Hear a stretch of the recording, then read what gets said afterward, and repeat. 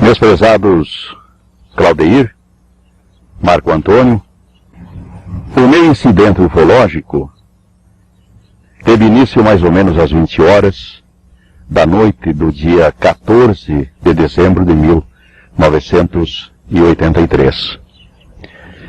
Eu voltava, naquela exata hora, da casa de um amigo meu, que reside a uns 10 ou 11 quilômetros da cidade de Chapecó, e que, como eu, naquela época, tinha propriedades de imóveis em Barreiras, na Bahia. Eu sabia que ele devia ir à Bahia aqueles dias, como eu também precisava ir. Fui à procura dele para ver se podíamos viajar no mesmo carro a fim de evitar despesas, como só ia acontecer em casos semelhantes. Ele não se encontrava, já tinha ido à praia e tinha adiado a viagem.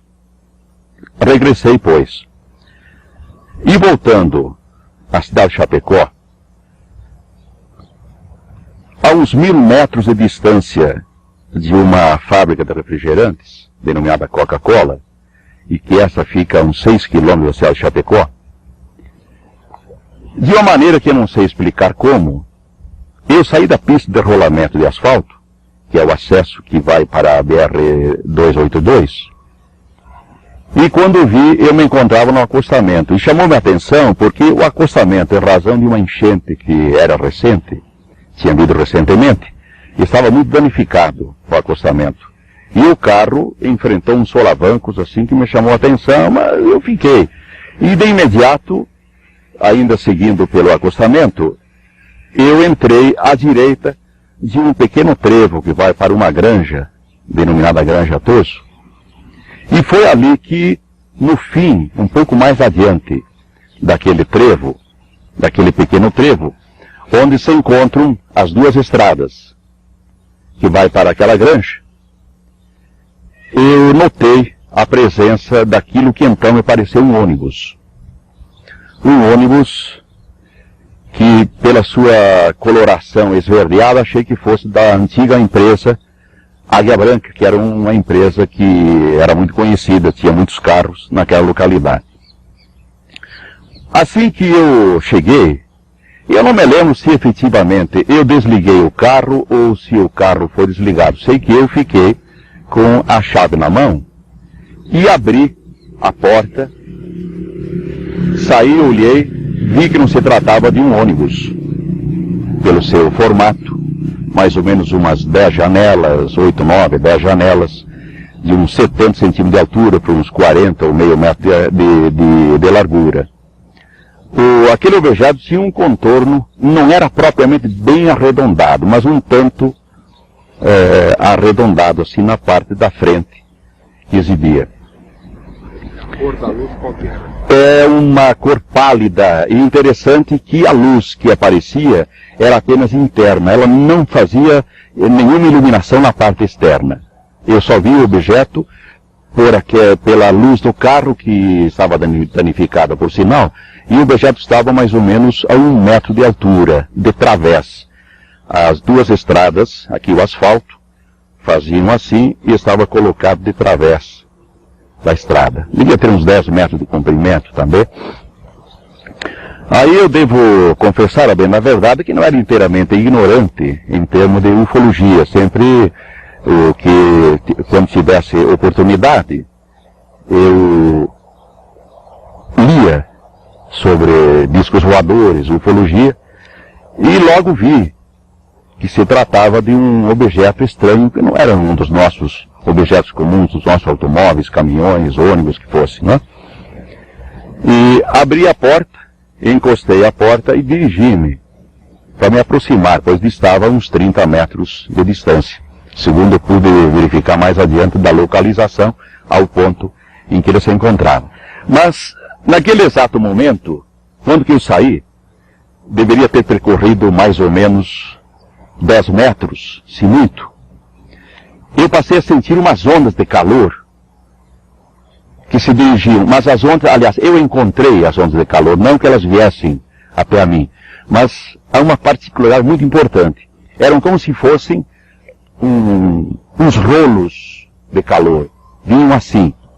Eu devo ter ultrapassado, que me pareceu ser aí uns metros apenas, e à proporção que avancei, eu senti que o calor aumentava. Como já tinha lido que outras pessoas curiosas, ao se aproximarem desses tipos de objetos estranhos, tinham sido mal sucedidas, retrocedia já com a determinação de que eu iria ficar no carro para ver, dentro do carro fechado, para ver o que aconteceria. Quando pus a mão na maçaneta da porta, nessa posição, para abrir a porta e entrar no carro, saiu daquele veículo, daquela nave, uma esteira de luz, com a largura mais ou menos de 1 metro, enormemente brilhante, pois a noite era escura, era uma noite serena, e produziu um clarão maravilhoso. Saiu aquela esteira de luz, o chão a estrada era de terra, onde se encontrava o objeto. E a estrada estava um tanto danificada em razão daquilo que eu antes me referi, que tinha havido uma enchente há pouco tempo.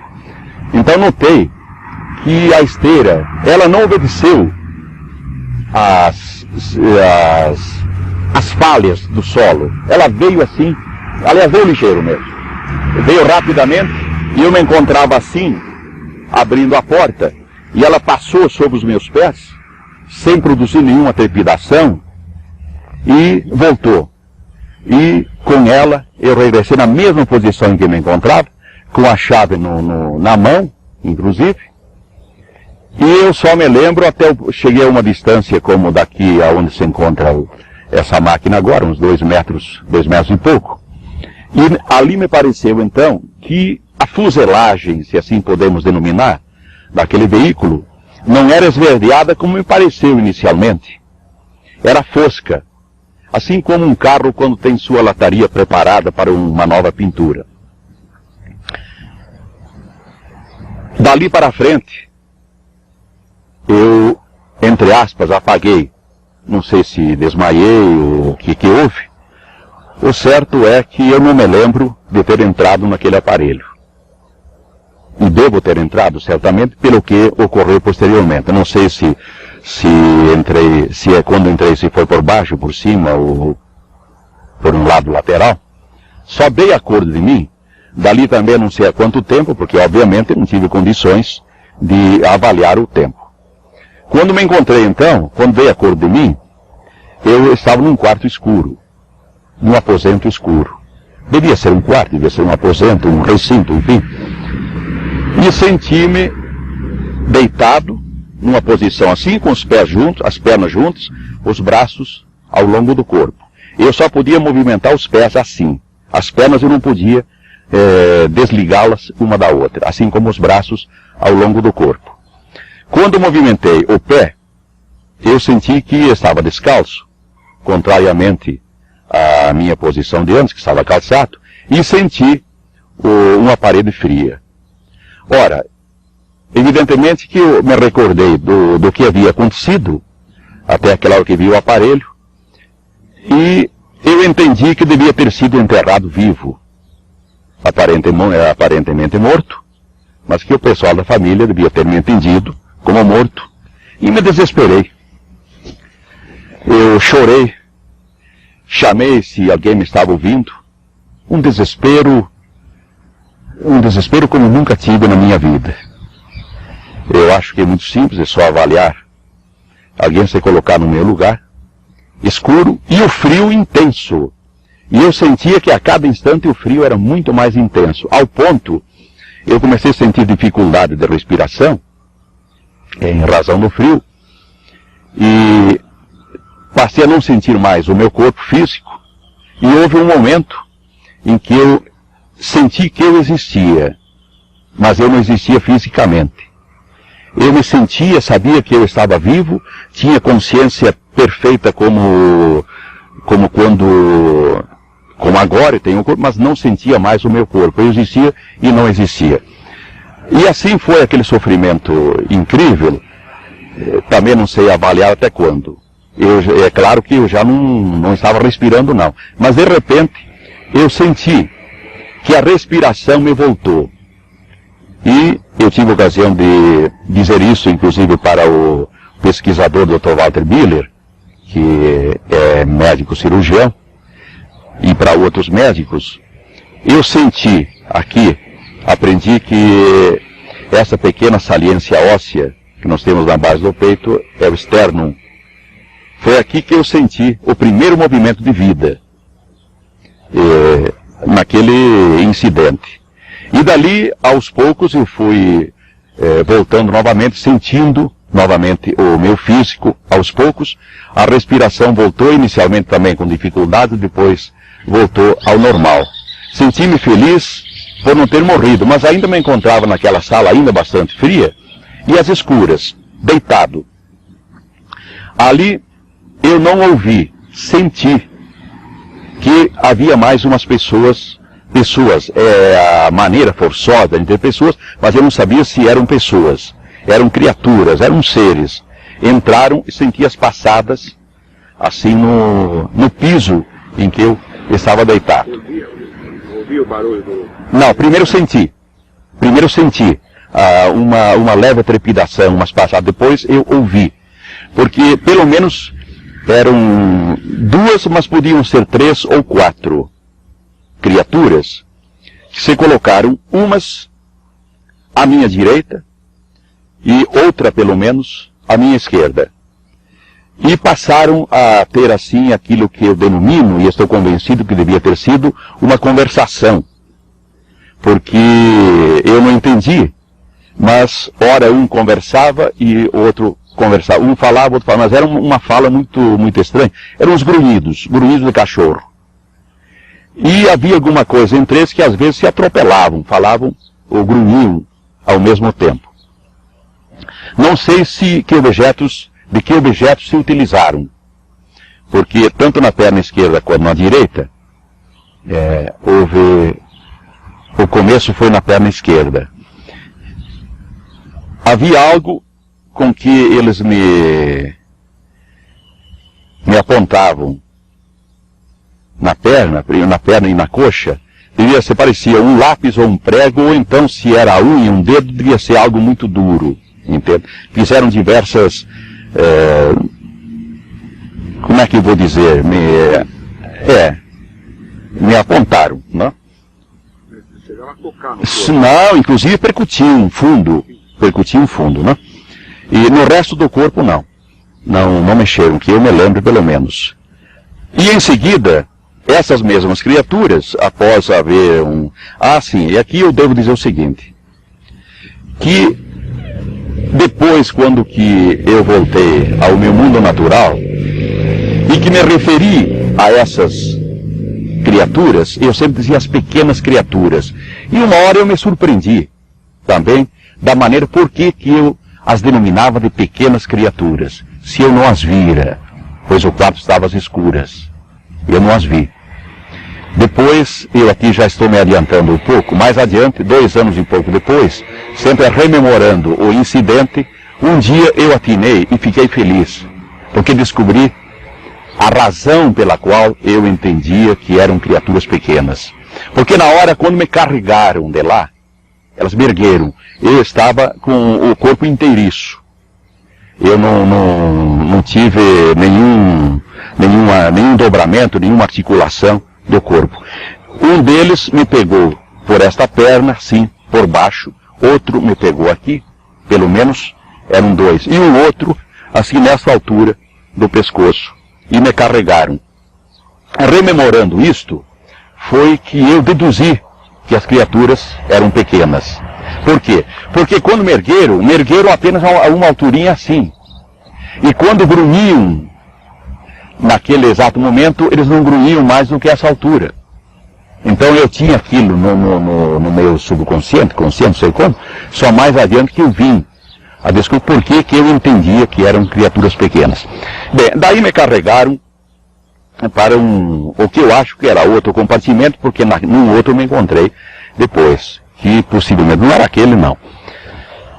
E só não era frio, aquele compartimento. Uma temperatura, diria, normal. Deitado. E Inesperadamente, o quarto, aquela sala, aquela salinha, iluminou-se. Tive de fechar os olhos momentaneamente, como é comum, após um tempo que não se vê luz, e, curiosamente, eu olhei o que havia ao meu redor.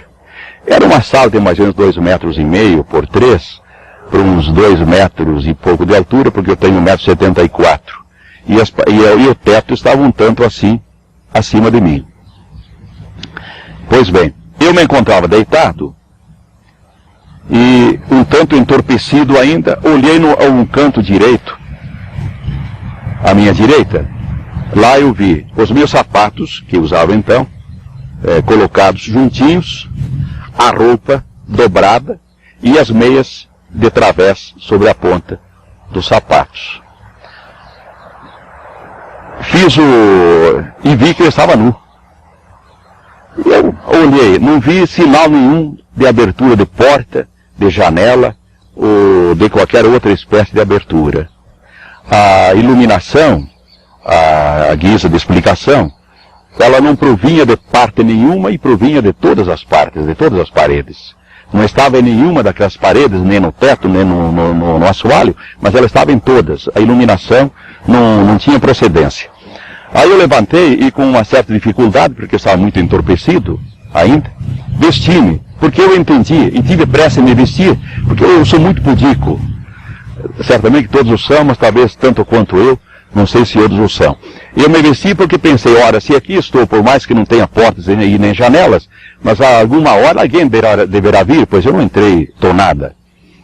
E vesti-me. Assim que eu me vesti, tive a curiosidade, passei a mão, assim, na parede, que era lisa, como se fosse um vidro, como se fosse um alumínio polido, e depois bati com a palma da mão, assim, ressoou um som, como se fosse um aparelho normal de concreto, mas aquilo não era de concreto, não.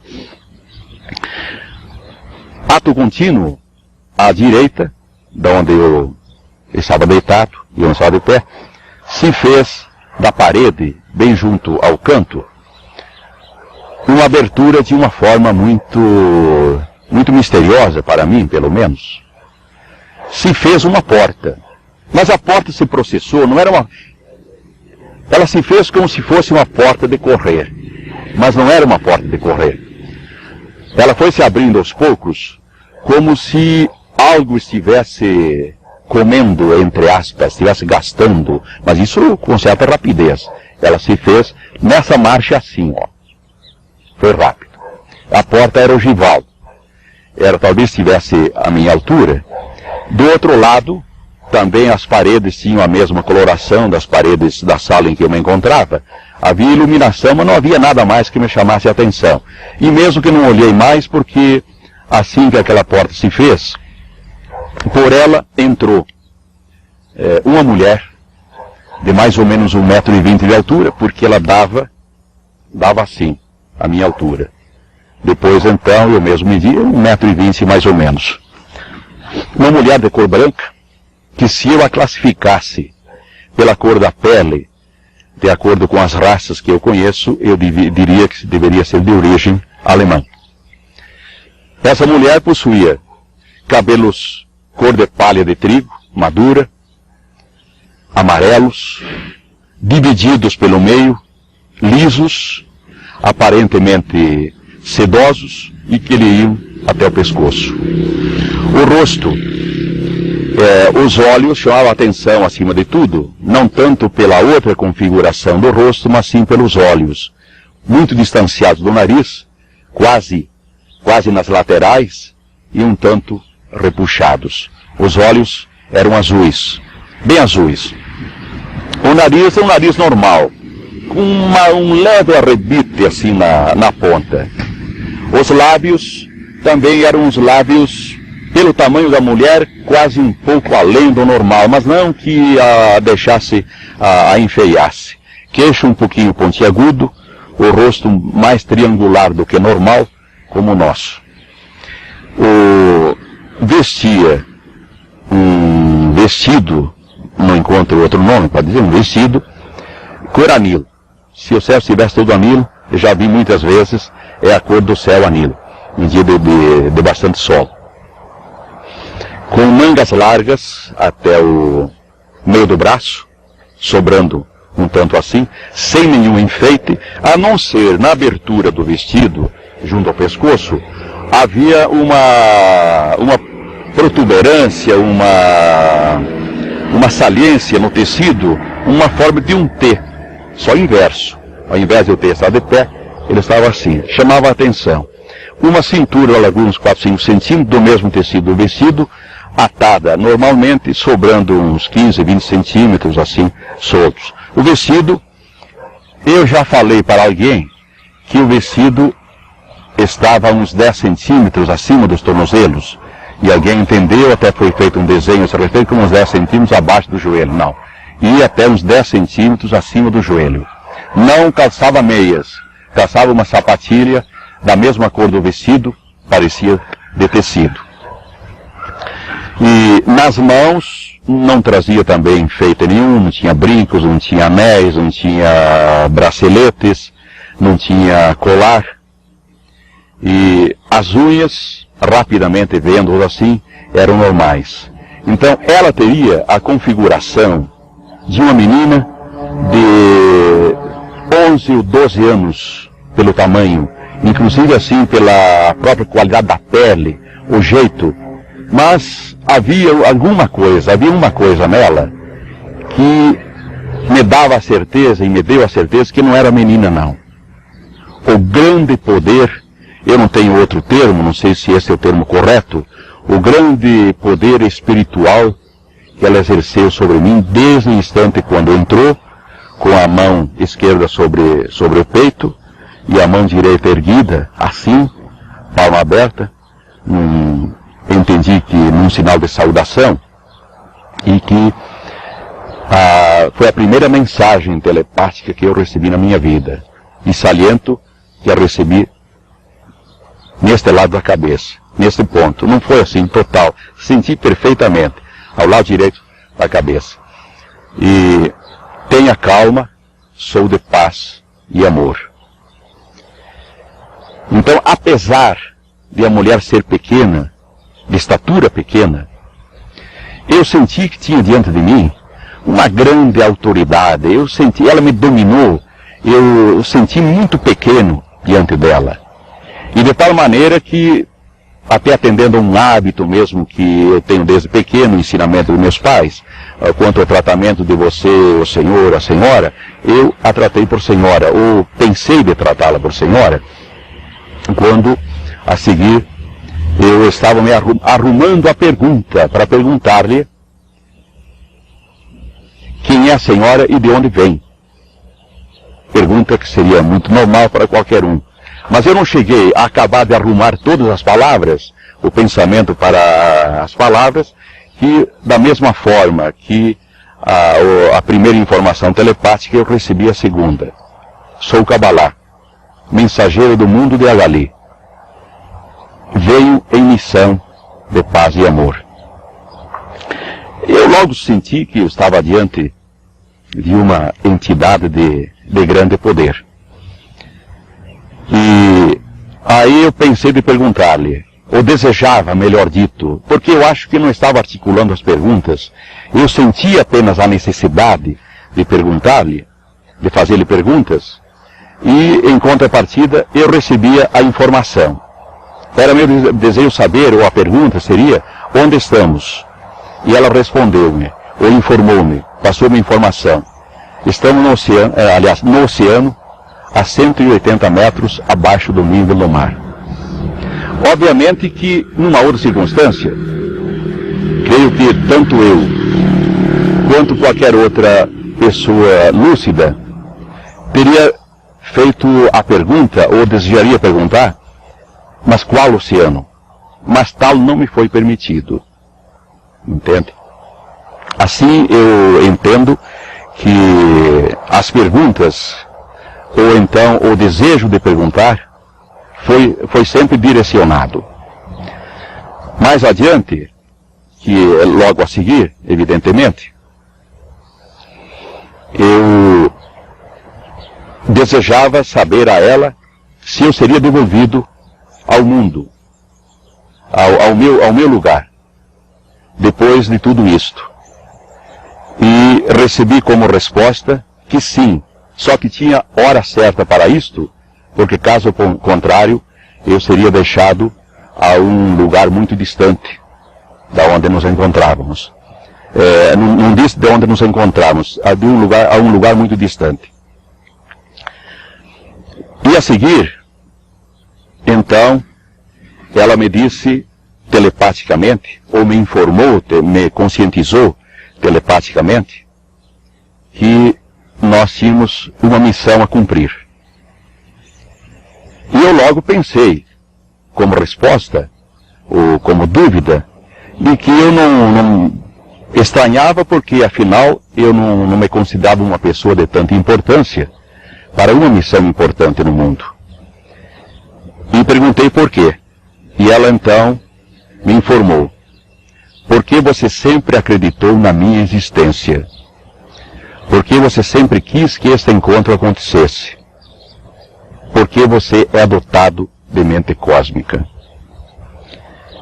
E a seguir, ela passou a me dizer então que tínhamos uma missão muito mais importante.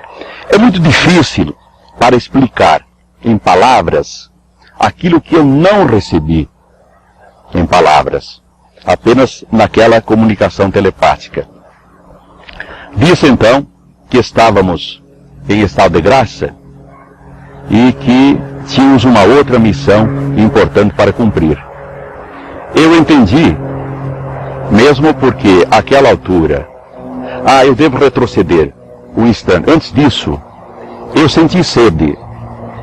Senti sede, evidentemente, que dado a ela me ter informado que tínhamos uma missão a cumprir, eu me preocupei, fiquei perturbado e senti sede. Então, eu falei a ela, ou disse a ela, pensando que eu me encontrava com bastante sede e que estava perturbado com a presença dela. E pensei realmente que a perturbação, inclusive, era pela beleza que ela me oferecia, mesmo a beleza espiritual. E recebi como informação: você vai beber agora, e sua sede passará, bem como a sua perturbação. Ato contínuo, ela saiu quando... Quem foi que falou hoje que os seres não davam as costas? Alguém falou aí. Cabalá também. Saiu, não me deu as costas, dirigiu-se àquele ponto onde há pouco antes estavam as minhas roupas e os meus sapatos. E ali eu notei que havia um pequeno painel de 1 metro e pouco de comprimento, engastado na parede, que antes não existia não. Esse painel, a minha entrada, pois não havia absolutamente nada em todas as paredes daquele recinto. Naquele instante havia um painel mais de 1 metro de comprimento, por uns 15 centímetros de largura, 4 ou 5 de espessura, com possivelmente uns 10 botões, mais talvez, vermelhos, ao correr do painel. Ela se dirigiu àquele painel e pressionou um daqueles botões e de lá tirou, fez uma pequena abertura e foram ejetadas 2 bisnagas, assim muito semelhantes àquelas bisnagas de doce que se encontram em supermercados, só com um formato diferente, não assim empanzinadas como aquelas. Eram praticamente quadriculares, assim, parelhas. Uns 10 centímetros de comprimento, 9 ou 10, 5, 6 centímetros de largura, talvez menos, e 1 centímetro e pouco de espessura. Retrocedeu, voltou até onde me encontrava, à minha frente, eu estava de pé, e ela pegou uma das bisnagas, puxou uma pequena lingueta e entregou uma bisnaga. Eu, naquele instante, ocorreu-me, inclusive, de que, como as bisnagas, depois de uso, deviam ir para o lixo, que eu devia dar um jeito de guardar as bisnagas como prova. Eu tomei o líquido da primeira bisnaga, só senti até o esôfago. Não desceu. É como se tivesse sido gaseificado. E como, evidentemente, que ela entendeu a minha intenção, ela já estendeu a mão esquerda, pedindo-me a devolução da bisnaga. Eu a devolvi. Passou-me a outra. A outra era um líquido mais consistente, mais grosso, a grosso modo, eu digo, e eu tomei, esse sim, desceu. E ressalto que tinha um gosto da amora branca. O gosto idêntico do sabor da amora branca. E aqui eu salto, então, antes que eu me esqueça, possivelmente que para não me esquecer, que 3 dias depois do meu regresso à casa, uma noite, na terceira noite, depois do meu regresso, eu senti necessidade, me senti mal, e senti que eu teria de vomitar. Como o banheiro funcionava lá fora da casa, em que era uma casa do meu filho, eu estava parando porque eu morava na Bahia, naquela época, estava no fim do ano em visita aos familiares do Sul. Eu levantei e saí para ir ao banheiro, mas não cheguei até lá. Quando saí da porta, o banheiro ficava a pequena distância, eu fui compelido a vomitar. É o termo correto. E ao vomitar, eu senti novamente o gosto da amora branca. Fazia 3 dias. Bem, volvemos então. Aí, posteriormente a ingerir aqueles líquidos, então que ela disse, me informou telepaticamente, que tínhamos uma outra missão a cumprir. E ela não me disse qual, porque ao mesmo tempo, da mesma forma estranha, como se processou a abertura da porta, como se fez a porta, da mesma forma estranha como surgiu aquele pequeno painel na parede à minha direita. Também se fez, saiu da parede que se encontrava diante de mim. Era uma cama, era um sofá, que seja uma coisa, que seja outra. A largura de 1 metro e pouco também. E aquilo tudo como se fosse maquinal, como se fosse comandado. Kabbalah encostou-se naquele sofá, ou naquela cama, e sugeriu-me, pela maneira como se colocou, e porque ergueu o vestido, se colocou na posição normal em que a mulher se coloca para relações sexuais, e eu senti, é preciso, já que estou confessando, seja para hoje, seja para amanhã, e porque eu acho que isto é de interesse da ufologia, e talvez seja de interesse de toda a humanidade, eu que já me encontrava já estava com 49 anos, naquela época, eu confesso que senti uma ereção sexual, como já há muitos anos eu não sentia. De forma que o ato sexual foi assim muito rápido, foi uma ejaculação precoce, como se diz, foi me juntar à mulher e imediatamente o ato sexual se consumou. E como se nada tivesse havido, há uma parte, a única palavra que Kabbalah pronunciou, e por sinal, de forma errada. Ao concluirmos o ato sexual, ela falou, também no único sorriso, mas apenas um leve sorriso, porque ela nunca sorriu. Eu a classificaria como mais uma mulher triste do que uma mulher serena, normal. Ela falou, assim, entre dentes, a palavra amor. A pronúncia aberta. Amor.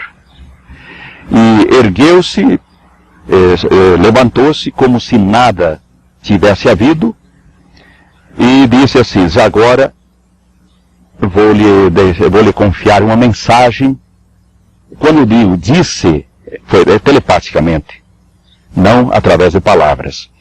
Vou lhe confiar uma mensagem para publicá-la, dá-la ao mundo até o fim dos seus dias, mesmo enfrentando dificuldades e incompreensões.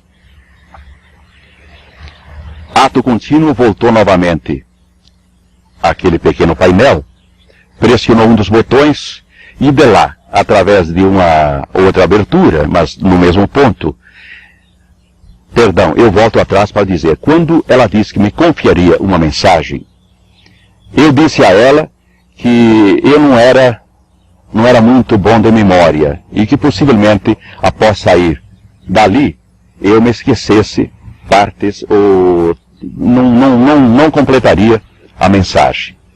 Então foi quando ela me comunicou que ela me faria repetir, ela diria para mim 2 vezes, recitaria 2 vezes a mensagem e que eu jamais a esqueceria. Foi quando ela se dirigiu então ao painel e de lá retirou um diadema, mais ou menos uns 25 centímetros, assim de hastes, e de frente, com a parte de baixo lisa, a parte de cima toda feita assim com pequenos círculos em verde, amarelo, vermelho. Verde, amarelo, vermelho. Depois que se pega da saída, aí pode, não sei como é que se faria a colocação.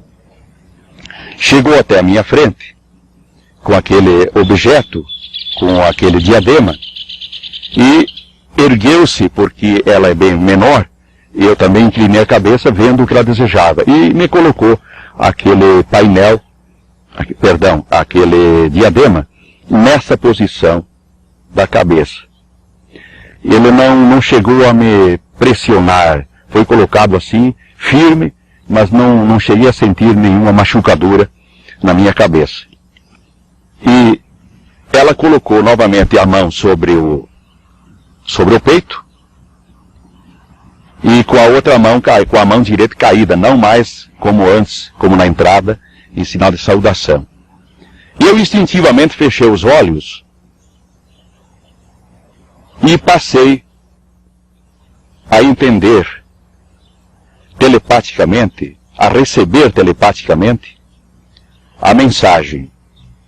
Mensagem que tem estes termos: advertências de Kabbalah, mensageiro do mundo de Agali, para todos os povos da terra.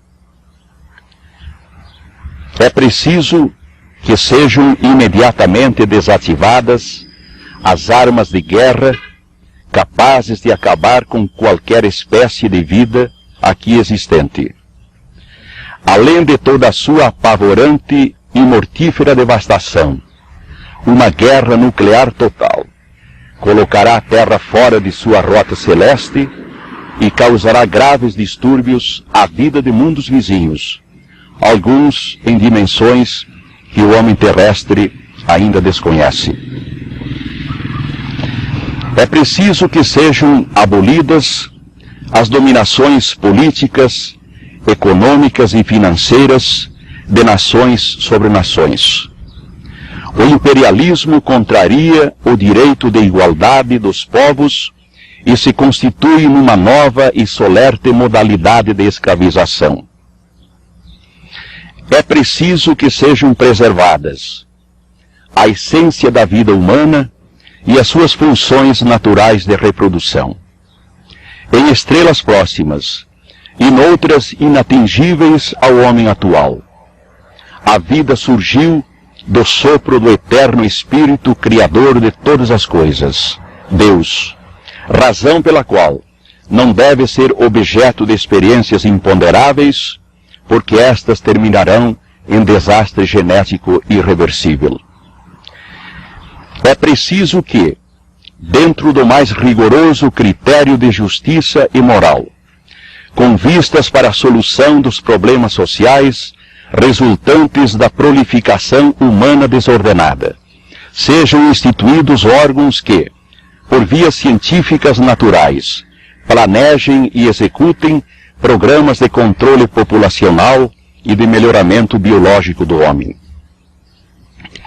É preciso que o homem conquiste outros mundos do universo e ali encontre lugares adequados para suas futuras emigrações e novas fontes de energia e subsistência, mas antes deve conquistar seu próprio mundo, desvendando-lhe os enigmas que ainda existem na terra, no ar e no mar, conservando-lhe os elementos naturais de vital importância, defendendo-o da sutil pirataria do exterior e curando-lhe as imperfeições humanas, do corpo, do espírito e da mente. É preciso que, atendidas estas exortações, a humanidade esteja preparada para o período de extraordinários acontecimentos de que a Terra será palco dentro de pouco tempo. Os grandes eventos serão prenunciados por estranhas manifestações telúricas e sinais celestes de magnífico esplendor e inquietante beleza. Mestres da suma sabedoria tornarão a vir à Terra, renovarão ensinamentos maravilhosos e ajudarão a estabelecer nova sociedade política. Renascerá o paraíso terrestre, pleno de luz e amor.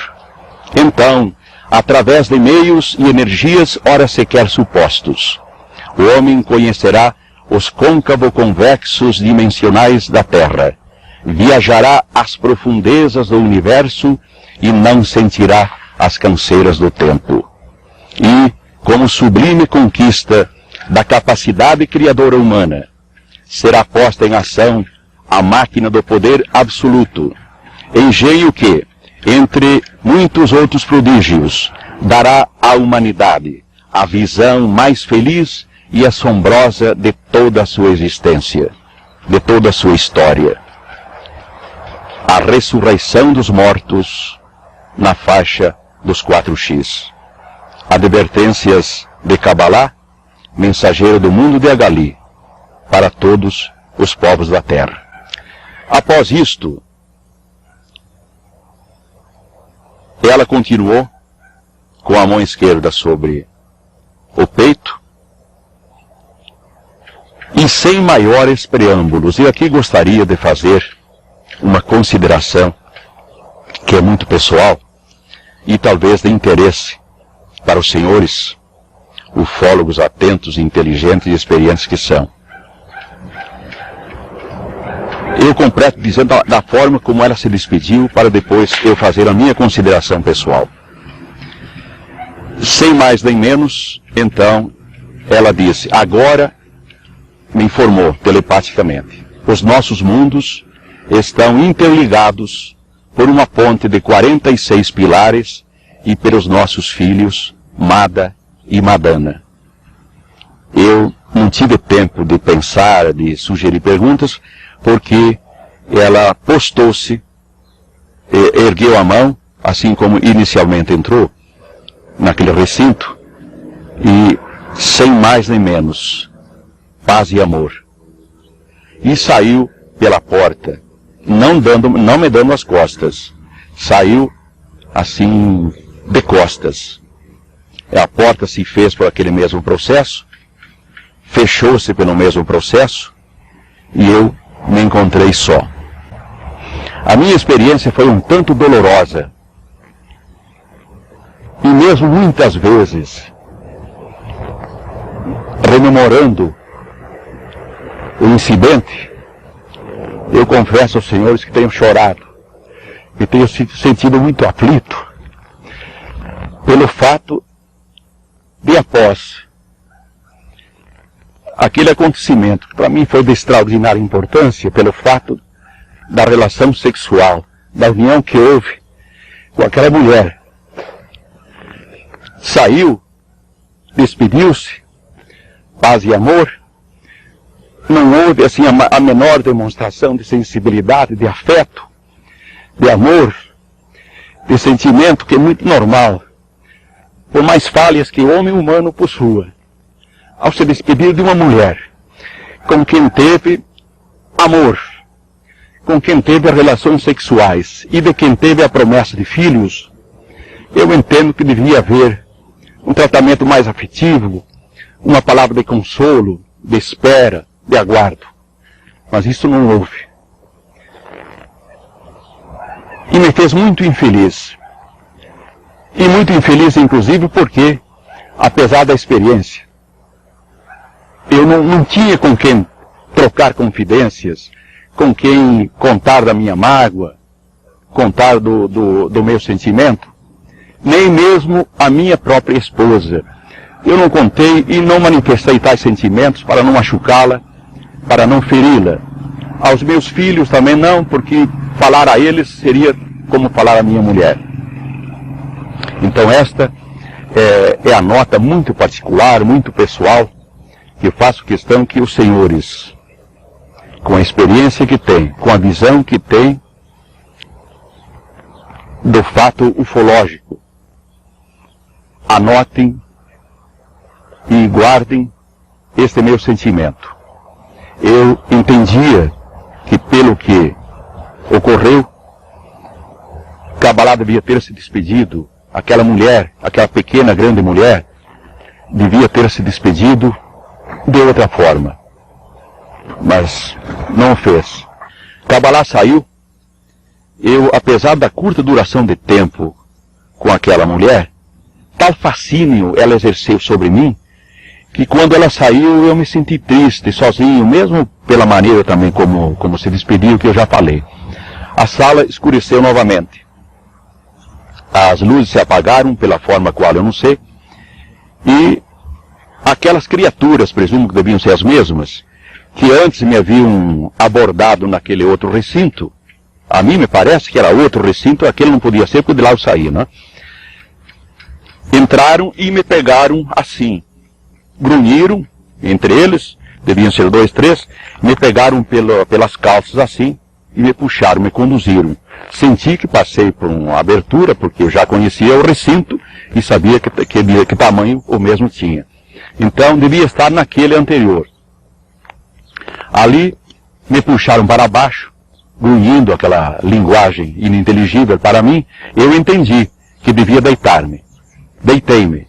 As salas escuras, como estava anteriormente, e eles se retiraram. Não houve nenhum outro incidente. Eu fiquei deitado e o frio começou novamente. Mas eu não cheguei a sentir os mesmos sofrimentos que eu havia sentido antes. Senti que a sala estava voltando a uma temperatura novamente baixa, mas eu não cheguei a sofrimento nenhum, como antes.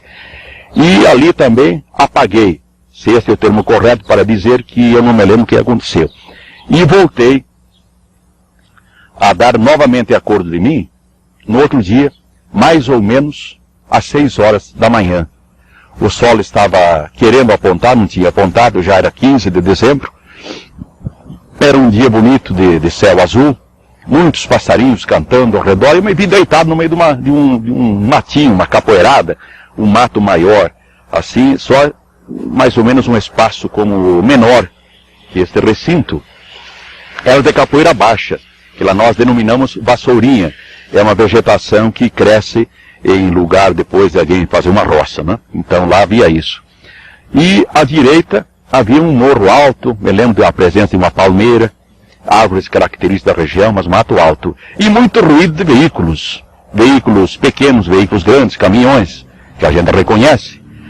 Assim eu volvi os olhos à frente de onde estava deitado e vi que não me encontrava a muita distância de uma rodovia de bastante tráfego, apesar da hora. Porque lá aquela rodovia realmente é de muito tráfego, tanto de noite, domingo, é uma rodovia de muita movimentação. Aí eu olhei o relógio, marcava as 10h05. Olhei, estava parado. Que, por acaso, este mesmo. Até que ele resistir, não comprarei outro não. Será sempre esse o meu relógio. Lembrança também daquele incidente. O relógio marcava as 10h05. Mas como o sol normalmente levanta às 6 horas, é a hora que eu dou como a hora do meu acordo naquele local. Novamente senti que eu estava com as pernas principalmente, nem tanto os braços, assim muito entorpecidos. Lá no sul nós costumamos dizer enformigados.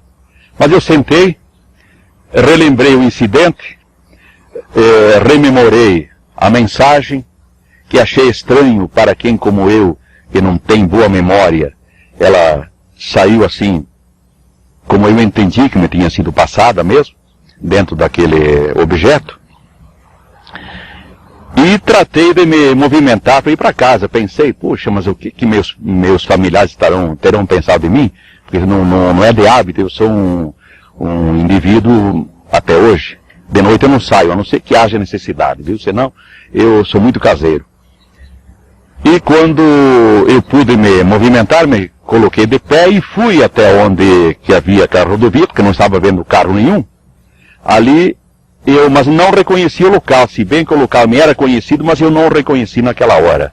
É um trecho da BR-282, que foi cavado assim entre rochas, então, de um lado tem um morro alto, é mato, e na parte em que eu me encontrava, não é uma elevação, dá uns 5, 6 metros, assim, mas é pura rocha, né? Mas é de um acesso muito difícil o acesso. Aí eu caminhei mais um pouco, pois aquele mato, aquela vegetação arbustiva era baixinha, eu fui assim para vislumbrar algo mais e vi, a mais ou menos uns 1000 metros dali, uma construção, com um letreiro bem grande, Ediba. Aí eu reconheci, aí me localizei onde me encontrava, porque a Ediba é uma firma de venda de carros, de caminhões, que se encontra à margem da rodovia, e não muito longe do trevo que dá o acesso para a minha cidade, Chapecó. Ali eu tratei de me movimentar, e recordei todo o incidente que houve, fiz uma porção de conjecturas a respeito do que iria acontecer, mas e vou descer por onde? Fui para um lado, aí Peral a pique, a estrada cortada na rocha viva. Do outro lado, eu já conhecia a estrada, então era muito longe, mas procurei um jeito e desci com dificuldades pelo começo daquela elevação, no começo em direção a Chapecó. Aí fui ao asfalto, mas aquela hora já eram umas 8 e tanto da manhã, o sol já estava alto. E eu não tinha condições, e a proporção que iam decorrendo aqueles minutos ou aquele tempo, eu ia me afligindo e estava assim num estado psíquico lastimável. Eu não me conformava com o que tinha acontecido e assim por diante. Aí quando que eu desci até no asfalto, passou um conhecido meu e reconhecendo-me, inclusive tinha havido há pouco tempo antes, naquele mesmo local, coincidentemente, um filho dele voltando de uma manhã de um baile. Houve um acidente, ele bateu com um carro novo no peral de pedra e morreu. E eu que passei logo a seguir, porque eu fazia um programa de rádio numa cidade vizinha, eu fui o primeiro a chegar. Mas ele já estava morto quando cheguei. Só depois, eu na ida, passei na casa daquela família, eu conheci o moço e comuniquei a ocorrência. Então, esse senhor, que é da família Toso, ele passou de automóvel e me vendo, ele fez menção como quem queria parar para me oferecer carona. Eu não me sentia em condições, eu não tinha condições, eu não queria falar com ninguém quanto ao incidente. Aí eu fiz que ele fosse, acho que ele estranhou, porque eu estava sem chapéu, estava só com uma camisa de flanela amarela, e eu segui. Mas quando passei pela Ediba, que ficava dali mais ou menos a uns 1000 metros, eu senti necessidade de ir até a Ediba e pedi o telefone para telefonar em casa, para saber, para dizer que eu não encontrava ali, não sei se estava a minha procura ou não. E aí eu fiquei sabendo, então, por palavras de uma nora minha, que aí havia uma verdadeira multidão em casa. E minha mãe, inclusive, que é uma senhora já de certa idade, teve diversos desmaios, quase morreu, coitada. Eu telefonei para casa. E depois, seguindo a pé, eu fui até mais uns 1000 metros à frente, tem o trevo. Aí eu pensei, mas não tenho condições de pedir carona, ninguém queria me perguntar, e não tinha condições de fazer. Após haver telefonado para casa, eu retomei a 282 a pé e dirigi-me até o trevo de acesso à cidade de Chapecó, que dista da Idiba mais ou menos 1 quilômetro. Fiz aquele percurso num deplorável estado psicológico, porque a cada instante que passava, mais eu me compenetrava da importância, da gravidade do incidente porque eu acabava de passar. E já mesmo tinha recebido a informação via telefone de que em casa havia um verdadeiro pandemônio, uma angústia total, minha mãe passando mal, minha filha passando mal. E aí eu fui me desesperando, e grande era o desespero, maior era o choro. Passei pelo posto onde tem pessoas conhecidas, fiz questão que não me vissem, fiz questão que não me carregassem, e eu me havia decidido ir embora sozinho, por mais que distasse ali uns 10, 11 quilômetros, porque teria tempo suficiente para me recompor psicologicamente. Esse era foi o meu objetivo daquela hora. Mas ao passar um pouco do trevo, daquele posto de gasolina, coincidentemente, passa um carro por mim, com a inscrição da Telesc, que é Telecomunicações de Santa Catarina, e passou por mim e parou lá adiante uns 50 metros, pois ia meio corrido, e vi que desembarca do mesmo carro o meu filho mais velho. Aí ele já sabia, porque tinha sido alertado também via telefone, que se encontrava numa cidade do interior de Santa Catarina, a uns 60 quilômetros dali. Ele trabalhava no interior, e minha nora, então, a esposa dele, havia telefonado depois de exaustivas buscas, porque não sabiam em que cidade se encontrava, não sabiam em que hotel estava, até que o localizaram, então, e comunicou a ele, então, da minha desaparição e de tudo o que estava acontecendo de triste lá em casa. Aí o meu filho, muito surpreendido, desceu e se dirigiu até onde me encontrava. Eu não pude falar com ele porque estava num pranto incontrolável. Aí ele me fez embarcar no carro, então, e passamos então no local onde eu tinha o carro, que se encontrava fechado. Eu não me lembro se eu fechei o carro, se alguém fechou, mas enfim, o carro estava fechado. Aí eu deixei a chave que eu tinha no bolso, e que posteriormente também verificou-se que estava imantada. 52 dias depois a chave do carro ainda tinha imantação. Aí outra pessoa da família levou o carro e eu segui. Quando me levaram para o hospital, o médico me fez perguntas, o que tinha acontecido. Eu não tinha condições de falar assim com clareza, e achei também que era uma coisa incrível, inacreditável, que eu estaria falando algo absurdo, dizer para o médico, foi isso que me aconteceu.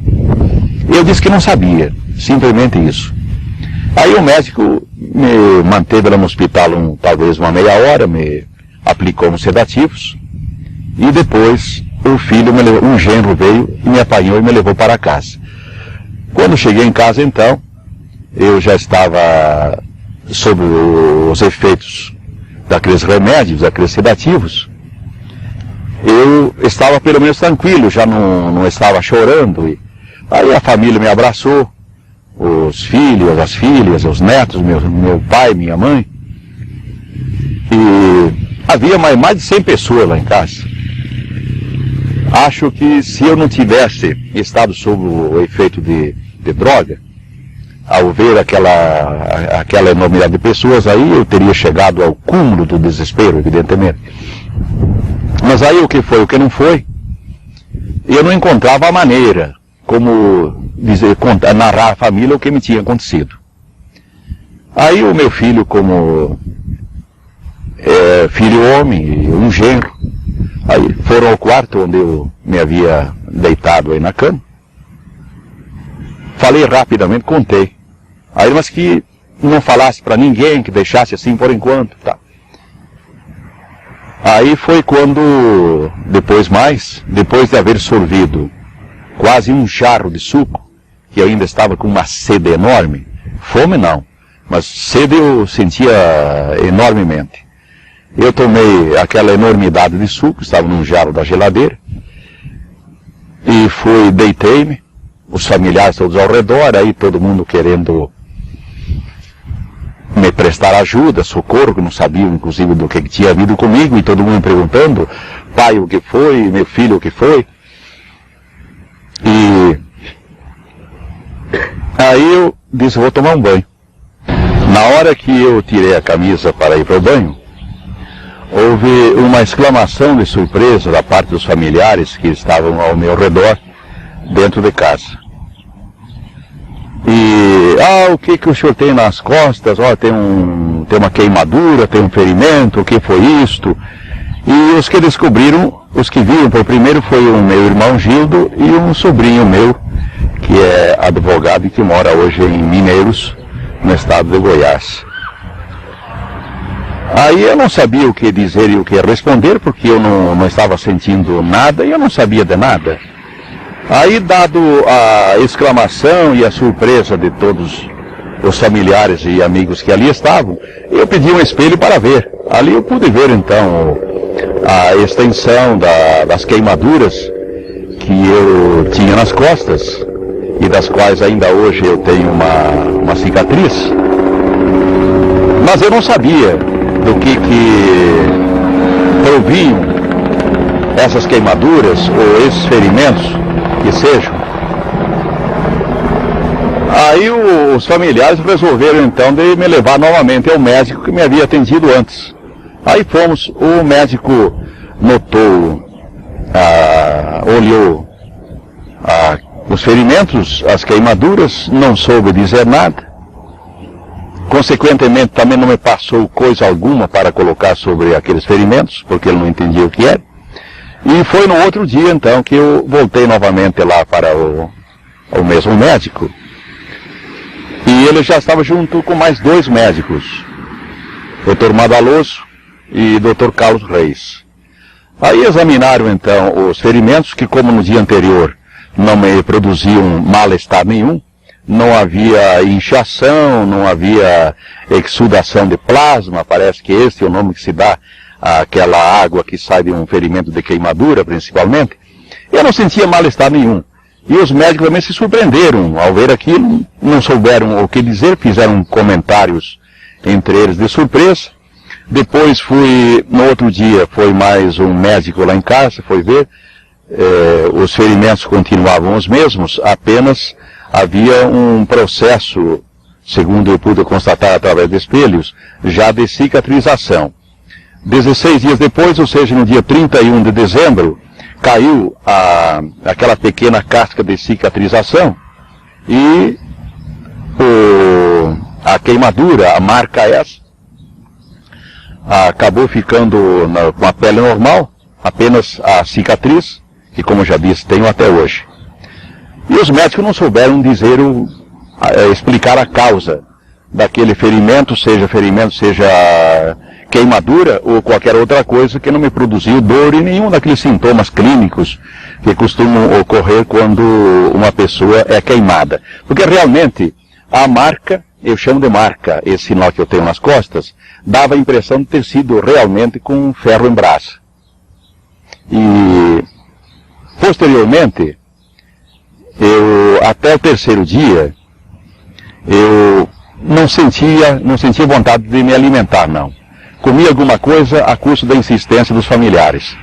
No terceiro dia, apareceram elementos da imprensa, escrita, falada e televisionada.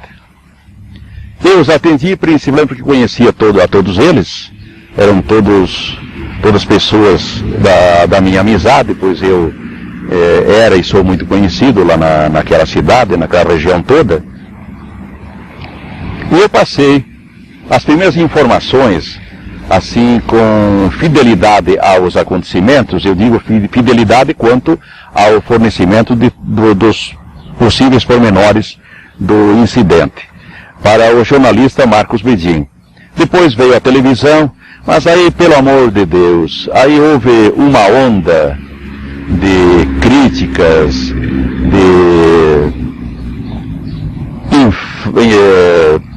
coisas, enfim, tristes até de serem repetidas, de descrenças, dizendo que era era invenção minha, que eu mesmo me havia queimado, que eu estava à procura de publicidade, que eu queria nome, e todas essas coisas. Então isso foi uma fase muito deplorável, muito triste, e que fez com que eu, inclusive, me afastasse. Eu deixei de atender a pedidos de jornais e rádios de outras localidades. Inclusive, até daí uns dias, o programa do Flávio Cavalcante, soube lá, não sei por intermédio de quem, que havia havido essa ocorrência. E ele me mandou, então, insistentemente um convite. Depois, o secretário dele, não me recordo o nome, falou diretamente comigo, mas eu não aceitei. Não aceitei aquele convite porque eu não estava disposto, até havia me traçado de não comentar mais nada com quem quer que fosse. Infelizmente isso aconteceu. Dali a 40 dias, lá esteve um pesquisador de Curitiba, da CIPEX, Dr. Daniel Rebisso Guese, e fez aí uma entrevista muito meticulosa, me parece que extremamente cuidadosa, assim, nos pormenores de toda a história. Fomos ao local dos acontecimentos, onde inclusive ele bateu algumas fotos, mas ele não tinha a aparelhagem de medição, de investigação local quanto às medições, as possíveis medições, como teve 12 dias após, isso é 52 dias após o acontecimento, com o Dr. Walter Biller, do Rio de Janeiro. Ele foi lá com uma aparelhagem especial e voltamos novamente, depois de ouvir a minha história, ele voltamos, fui ao local com ele, no local do rapto, fomos depois aonde eu fui deixado, e no local em que eu fui raptado, ali a poucos metros do local em que esteve estacionado ou parado aquele objeto voador, disco voador, nave, seja lá o que for, havia uma cerca, e eu acho que ela existe ainda até hoje, 4 fios de arame farpado. Ali o Dr. Walter mediu a imantação daqueles fios e acusavam 2,5 ou 3, não me recordo bem, quanto à cerca. Quanto a um cabo de aço de sustentação do poste de transmissão de energia elétrica que existe no local, ele fez a medição e acusou o máximo 5 Gauss. Eu não me recordo o nome daquele aparelho, sei que é um magnetômetro, pelo que ele me disse, que eu até não conhecia, fiquei conhecendo naquela oportunidade. Depois então, nós nos dirigimos dali, depois de investigações, fotos que ele bateu e mais perguntas que ele fez com relação à posição em que eu me encontrava, a posição do carro e etc. Aí saímos e fomos para a casa de um cunhado meu, que morava frente à delegacia de polícia, num bairro da cidade de Chapecó. Ali estavam estacionados 14 automóveis. Então o Dr. Walter lembrou-se, diz assim, mas e nós não medimos, não verificamos se o carro tem qualquer imantação.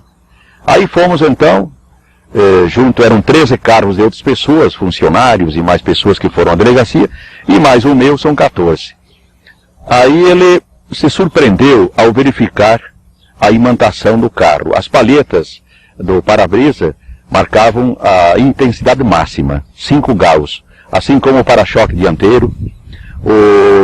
Do lado em que o carro esteve mais exposto, assim, à vista daquele objeto, acusavam 3, que seria o lado esquerdo do carro.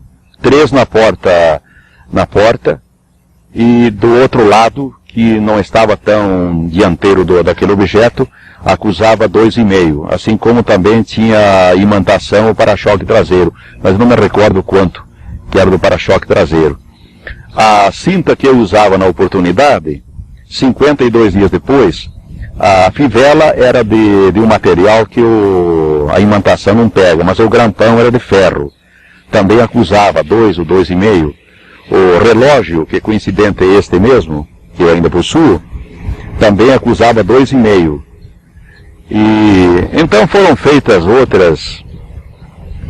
outras pesquisas no local, assim, mas não... Parece-me que ele tinha, inclusive, aparelhos para medir radiação. E ele constatou que não havia radiação alguma naquele local. Então, em síntese, a história que eu tenho para contar é esta mesmo.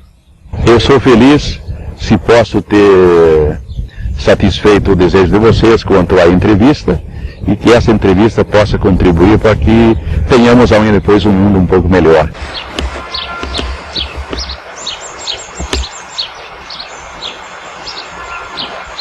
Realmente é bem visível ainda.